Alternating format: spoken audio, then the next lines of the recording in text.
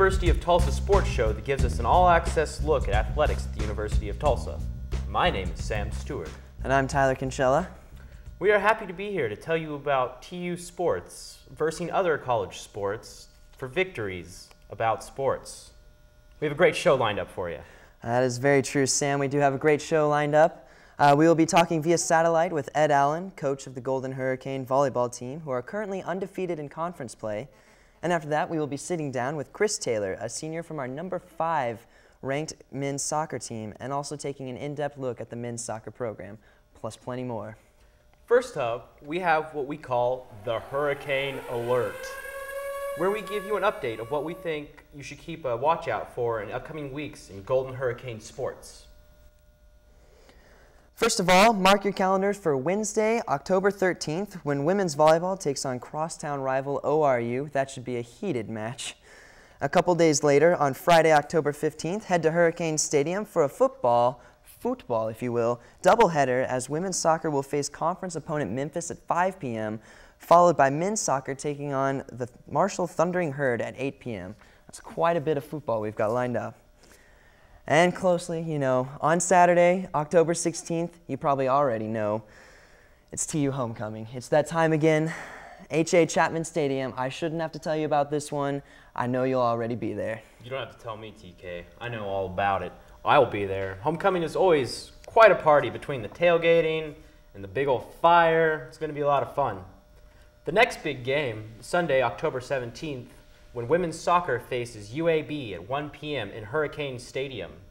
Then later that week, on Wednesday, October 27th, the men's soccer team goes out of conference and plays Kentucky at 7:05 p.m. in Hurricane Stadium.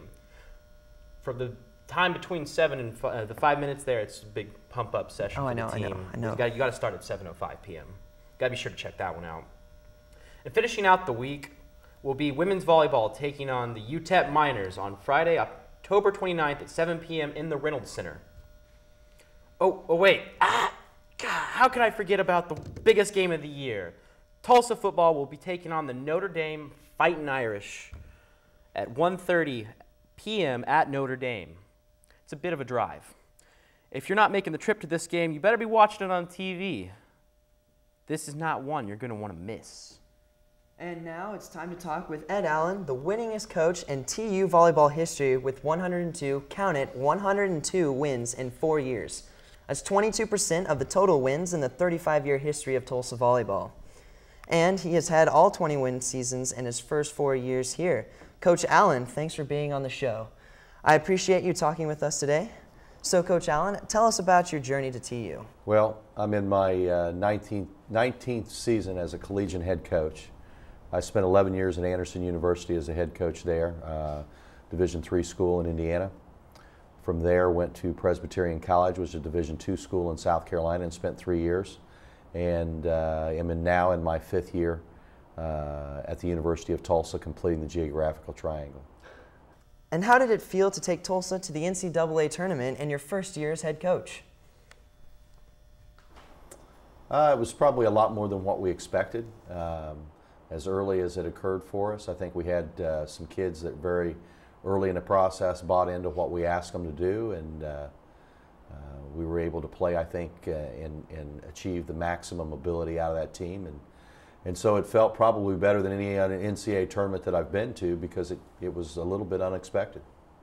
And what has made your tenure as coach of the Golden Hurricane the most successful in the history of the program?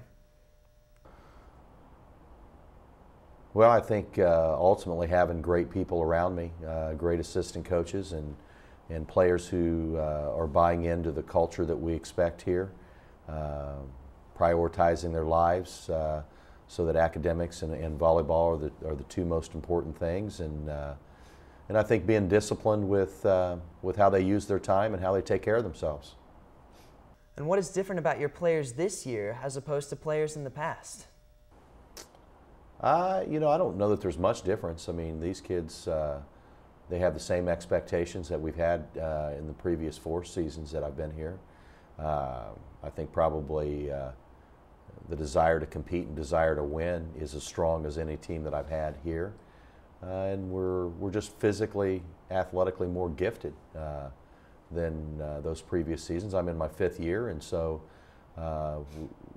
we've built the program to a point where an athlete that 4 years ago could come in and be a solid player for us may be a marginal player at this point. Last season, you reached the Conference USA Championship and lost. How disappointing was that? You know, it's real disappointing. I mean, we've won 2 conference championships in the past 4 years and finished runner-up last year. So 3 out of 4 years we've played in a championship match and have done well. And so, you know, it's always disappointing to get to a point where, you know, we play a Rice team that we beat twice in the last 3 weeks of the season, and go to their place and play them in the championships. And to their credit, kept us from playing as well as we were capable of playing. And so we left there very dissatisfied with our performance.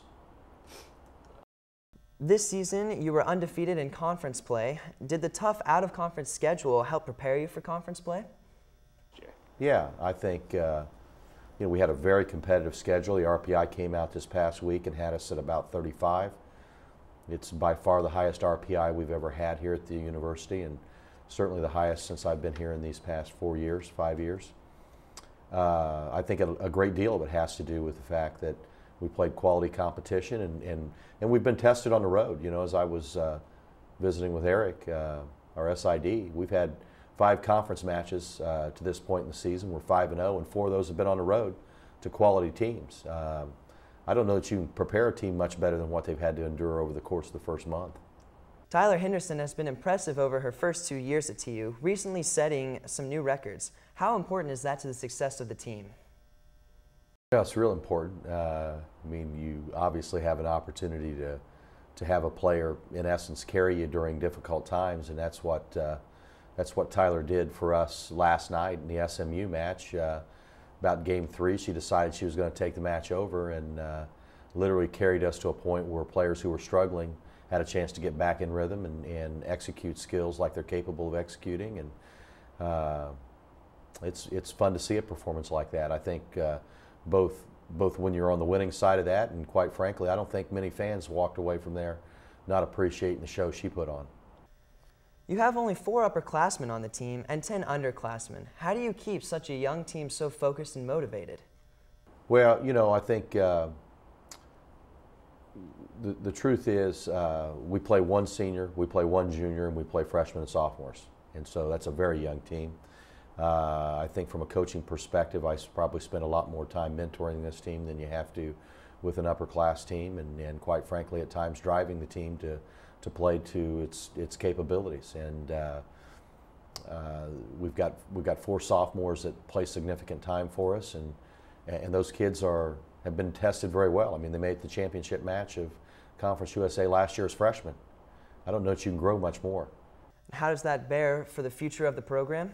Oh, I think that with the youth of this team and with the talent that we know we have coming in over the course of the next 2 years, it'll be a joy to be able to coach this team. Lastly, will we see TU playing in the NCAA tournament this year?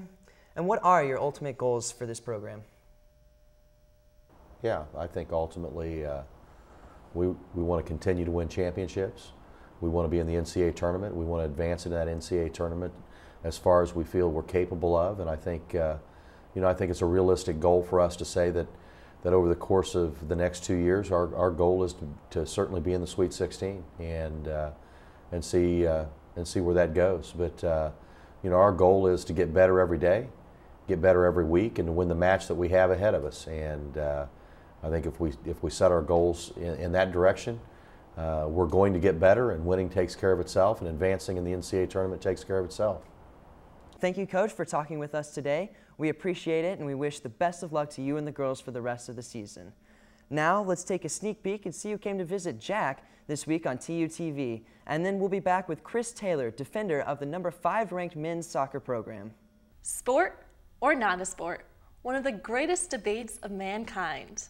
I'm here today with the girl that does it all, former captain, Summer McHale. How do you feel that cheerleading is an essential part of football and basketball games? Well, especially here at TU, we're a small school and everything is really personable. What would you tell the judge that recently ruled that cheerleading is not a sport. What would you like to say to him? Well, you know,